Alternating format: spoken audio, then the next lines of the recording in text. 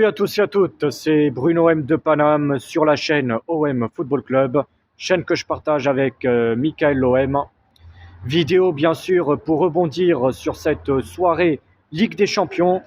Tout d'abord, je vais commencer bien sûr à rebondir sur la rencontre PSG Newcastle, le match retour de ces phases de poule. C'est la 5e journée des phases de poule de la Ligue des Champions saison 2023-2024. Alors le Paris Saint-Germain qui s'est incliné lourdement 4-1 lors du match aller à St James Park chez les Magpies. Et ben là ce soir le Paris Saint-Germain arrache le nul à domicile chez eux au Parc des Princes. Pourtant, ils étaient menés à la mi-temps. Newcastle qui a enquiquiné quand même pas mal le PSG en faisant du beau pressing. Ils étaient quand même assez solides défensivement. Le jeu aérien, Newcastle, c'est une équipe qui est connue pour son jeu aérien. Et c'est ça qui enquiquine le Paris Saint-Germain.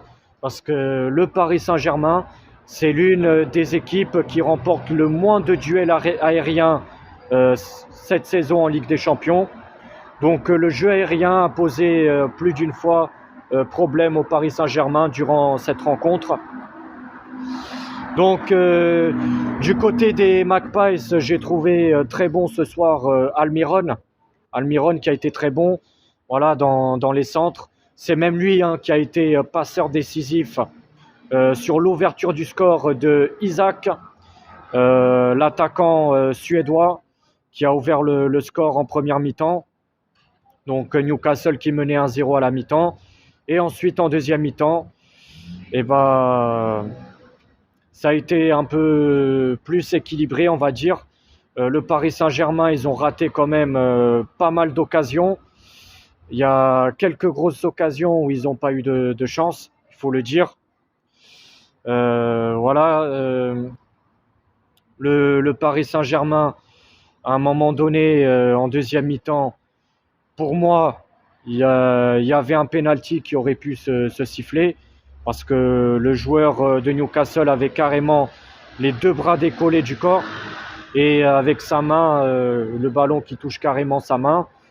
Donc là, oui, là le penalty, il aurait pu se siffler. Mais de toute façon, c'était en toute fin de match, c'était durant le temps additionnel. Là, par contre, le penalty qui a été sifflé, je trouve qu'il n'y avait pas penalty parce que normalement, dans le règlement, quand le ballon il touche une partie du corps avant le bras, normalement, c'est pas considéré comme faute, enfin comme un penalty quand c'est dans la surface. Donc voilà, c'est sûr que le penalty que le PSG obtient, je suis pas d'accord durant le penalty qui a été obtenu par le PSG durant le temps additionnel. Durant la deuxième mi-temps, l'autre main, ok, ça aurait pu se siffler, ça je suis d'accord.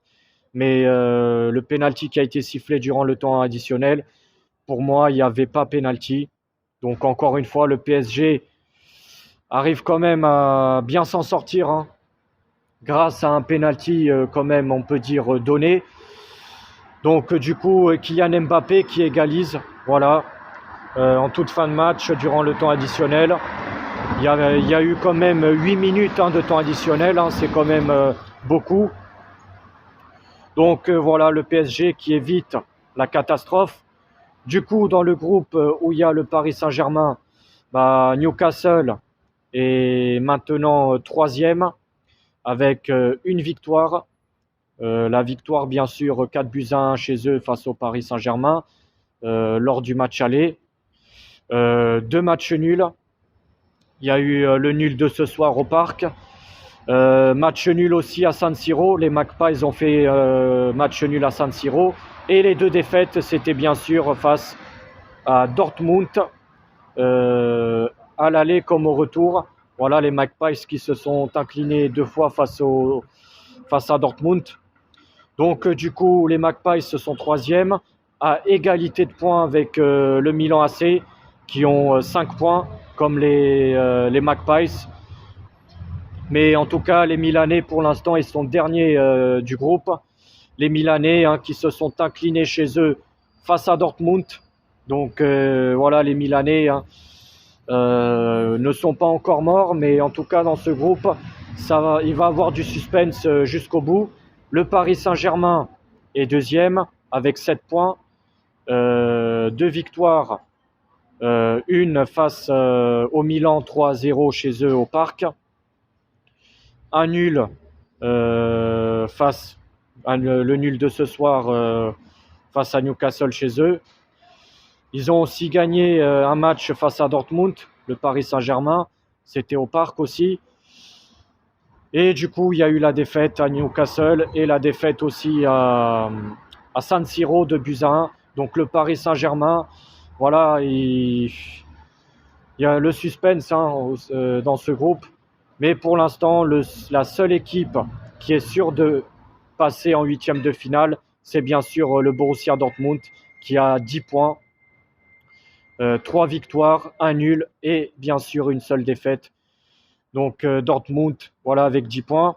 Et du coup, pour parler des autres résultats de la soirée, alors les premiers matchs qui se sont joués ce soir pour cette 5e journée des phases de poule de Ligue des Champions, il y a eu la victoire de la Lazio de Rome à domicile face au Celtic Glasgow. Victoire 2-0 avec un doublé de Ciro Immobile. Il y a eu aussi bien sûr la victoire du Shakhtar Donetsk 1-0 face à Antwerp.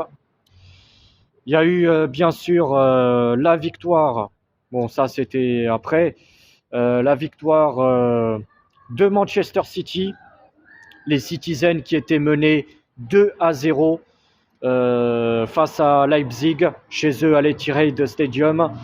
Leipzig qui menait 2-0 grâce à un doublé de l'ancien Lensois Openda. Voilà. Et voilà, Leipzig qui menait 2-0 à la mi-temps. Ensuite, en deuxième mi-temps, il y a eu un but de Foden et un but de Haaland et de Foden. Et ensuite, le troisième but a été marqué par l'Argentin Julián Alvarez qui offre la victoire aux Citizens. Et du coup, City qui réalise une remontada ce soir face aux Allemands de Leipzig. Il y a eu aussi la victoire du FC Barcelone qui était menée à la 30e minute 1-0 chez eux face au FC Porto à la 30e minute avec un but de Pepe. Bon, c'est pas le défenseur central, c'est bien sûr un autre bon, c'est un autre joueur, voilà, Pepe. Bon, c'est pas Pep, c'est Pepe, voilà, qui a ouvert le score à la 30e minute.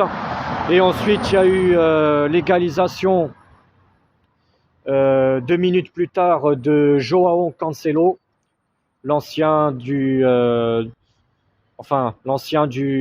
Bayern de Munich, qui est lui qui a porté aussi les couleurs de Manchester City. Et c'est ensuite Joao Félix qui offre la victoire au Blaugrana à domicile face au FC Porto, après avoir été mené 1-0.